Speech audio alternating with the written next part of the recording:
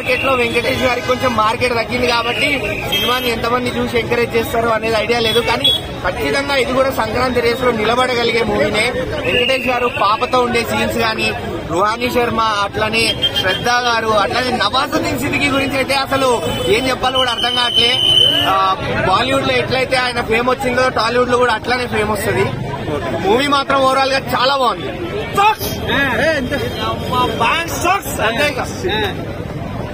Nawazuddin character మాత్రం అద్దరా కొట్టిండు. Venkatesh acting ఎలా ఉంది? వెంకటేష్ క్యారెక్టర్ కంటే మన నవాజుద్దీన్ క్యారెక్టర్ మాత్రం ఏం కనిపించింది. వెంకటేష్ గారు కంబ్యాక్ బెస్ట్ బాగుంది. సెంటిమెంటల్ ఫూల్స్ ఎవరైతే ఉంటారో ఖచ్చితంగా వర్కౌట్ అవుతుంది. ఇక లేదు నాకు పిల్లవాడు లేదు జిలవాడు లేడు అనుకున్న వాళ్ళకి మనకి వర్కౌట్ కాదు. కొంతమంది చెప్తే నేను ఏనే ఉన్నారు వాళ్ళకు ఏమి ఇంటేసి పెట్టాలి కాదు, ఏం చేయలేదు. అది సినిమా మాత్రం చాలా బాగుందన్న. మ్యూజిక్ కానీ బీజిఎం కానీ వెంకటేష్ కంబ్యాక్ వచ్చేసిండు. Cinema best, super.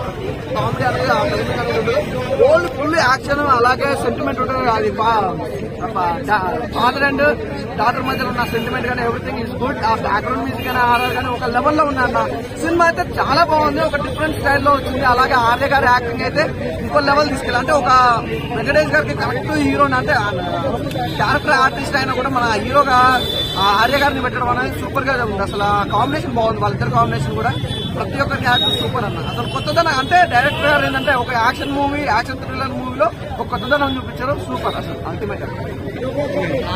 సినిమా మాత్రం ఒక మంచి యాక్షన్ థ్రిల్లర్ మూవీ అన్న. సినిమా బాగుంది, స్టోరీ బాగుంది, ఒక మంచి మెసేజ్ ఇచ్చిందన్న. అంటే ఇప్పుడున్న స్టూడెంట్స్, పిల్లలు అందరూ ఇట్లా ఫైటింగ్స్, డ్రగ్స్, మాఫియా వీటన్నిటిలో వెళ్ళకుండా మంచిగా చదువుకోండి, ఫస్ట్ చదువుకోవడం మాత్రమే ఉన్నారు అనేది వెంకీ మామ చెప్పిందన్న సినిమాలో. అంత బాగా నచ్చింది. కానీ వెంకటేష్ గారిని ఇప్పటివరకు చూసి అన్ని ఎమోషన్స్ అన్న. అన్ని సినిమా 74 సినిమాలు చూసాము. అన్ని సినిమాలో లేని సినిమాలో ఒక్కటి మంచిగా ఉందన్న ఫైటింగ్స్ అన్న. ఫైటింగ్ గన్తో చేశాడు, మామూలుగా లేవు. కొన్ని ఫైటింగ్స్ అయితే రియలిస్టిక్ గా ఉన్నాయి. Same at the same point లోనే కొన్ని ఫైటింగ్స్ కూడా సర్కాస్టిక్ గా ఉన్నాయి అన్న. రియలిస్టిక్ గా సర్కాస్టిక్ గా ఫైటింగ్స్ ఉన్నాయి. డైరెక్టర్ ని కూడా సైకో డైరెక్టర్ సైకో సినిమా చేసిండు. సినిమా వేరే లెవెల్ ఉందన్న. కానీ ఒకటి, ఈ సంక్రాంతి టైంలో మాత్రం వచ్చే సినిమా కాదన్న ఇది. అంటే సంక్రాంతి సినిమా వస్తుంది అంటే ఒక పండుగ వాతావరణంలో మంచిగా ఫ్యామిలీతో మంచిగా ఫన్, ఎంటర్టైన్మెంట్, ఎంజాయ్ అన్ని ఆలోచిస్తాము.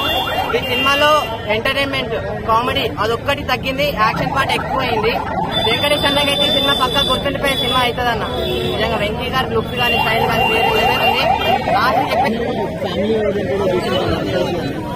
ఇప్పుడు అంటే మాస్ యాక్షన్ ఆర్డర్ పడింది అన్నాడు. కొంచెం వెనక్కి యాక్షన్ ఎంటర్టైనర్ లాగా మనకి హాలీవుడ్ కి జాన్ విక్ ఎలాగో టాలీవుడ్ కి సైంధవ్ అన్నట్టు ఫస్ట్ హాఫ్ చూసుకుంటే సైంధవ్ రిఫరెన్స్ లా కనిపిస్తారు. జాన్ విక్ రిఫరెన్స్ కనిపిస్తాయి బాగా. మనకి జాన్ విక్ కి ఎట్లా ఎలివేషన్ ఇస్తాడో అటువంటి ఎలివేషన్ వెంకటేష్ గారికి కూడా పడడం జరిగింది. ఫస్ట్ హాఫ్ చాలా బాగుంటుంది. సెకండ్ హాఫ్ వచ్చేప్పటికి ఏంటంటే కొద్దిగా డిసప్పాయింట్ చేస్తుంది. మనకి ఎమోషన్ ఓవర్ అయిపోవడం, మంచి యాక్షన్ ఎంటర్టైనర్ అనుకున్నప్పుడు సెటిల్మెంట్ అవ్వడం, అంతా క్లైమాక్స్ అంతా ఒక పిల్లలకు హెల్ప్ చేయడం అనేది ఒక మెసేజ్ అని ఒక మంచితనం కోసం అయిపోయింది. ఒక సైకో క్యారెక్టర్ తీసుకున్నప్పుడు అది మంచితనానికి వెళ్ళిపోయి కమర్షియల్ మూవీలో అయిపోయింది. అది ఒకటి సైడ్ వచ్చాను. బ్యాక్గ్రౌండ్ మ్యూజిక్ బాగుంది కానీ ఇది బెటర్ అనిపించింది నాకు. ఓవరాల్ గా ఇది వెంకటేష్ మంచి సినిమానే. బట్ ఇది కాంపిటీషన్ లో కాకుండా సోలోగా వచ్చుండే బెటర్ రిజల్ట్ వచ్చింది. చెప్పే డైలాగ్ డెలివరీ కానీ సైన్యం కానీ గెలిగితే చావుని గెలికినట్టు అనే డైలాగ్ చెప్తాడు అనమాట. అవి చాలా చాలా బెటర్ గా ఉన్నాయి అనమాట. అక్కడక్కడ బూతులు కూడా ఉన్నాయి. నాకు కూడా హైలైట్ క్లైమాక్స్ అదే హైలైట్ అనమాట. ఆ పాపకి ఇదైనప్పుడు అతనికి ఎమోషనల్ సాంగ్ వస్తుంది. దాంట్లో మంచిగా